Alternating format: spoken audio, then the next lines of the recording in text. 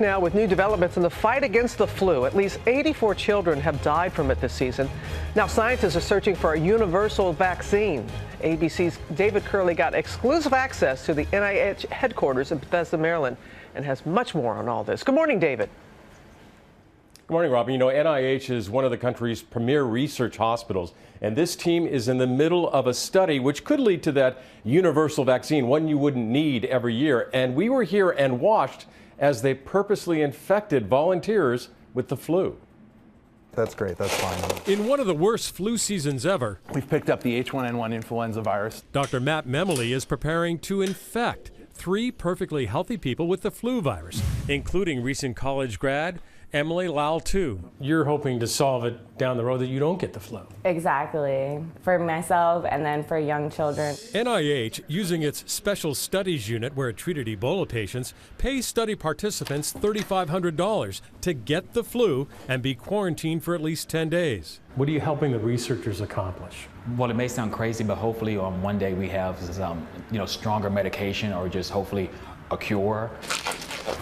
So you're going to need to wear a mask and gloves. Okay. What this research team is trying to learn is how to attack influenza. And this is it. This is actually the virus. The doses of virus are here in this bag. For the patients, a nasal spray. I'm going to give you a spray in each nostril. Containing the virus, Number 4. which caused the 2009 pandemic. Last one. 24 hours later, Emily is feeling sick. I had a little bit of an itchy throat last night. Okay. Some patients getting a drug containing a new antibody to see if it can prevent them from getting even sicker. But at the same time, we're also trying to learn about what parts of the immune system are needed to protect people against flu in order to make a better universal vaccine. A universal vaccine, the holy grail.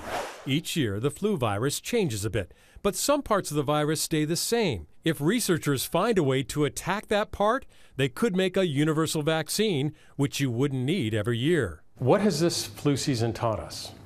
Well, this flu season has taught us that with regard to vaccines, we need to do better.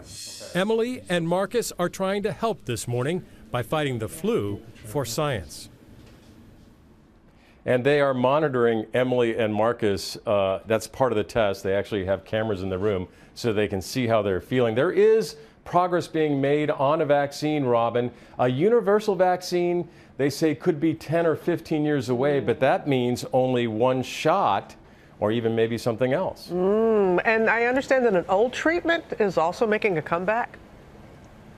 Yeah, I was kind of hinting at that. Something else. You remember the parents, instead of getting the shot for their children, like that nasal spray, a couple of years ago, they didn't think it was working properly. Well, the drug maker has now improved it, they say. They have the recommendation back, and we will probably see the nasal sprays back next year as we continue this annual flu until we get to the universal vaccine. Until we get there, and I know a lot of parents are saying, yes, so much easier with the nasal spray, as long as it is effective, and it does seem that that is the case now. All right.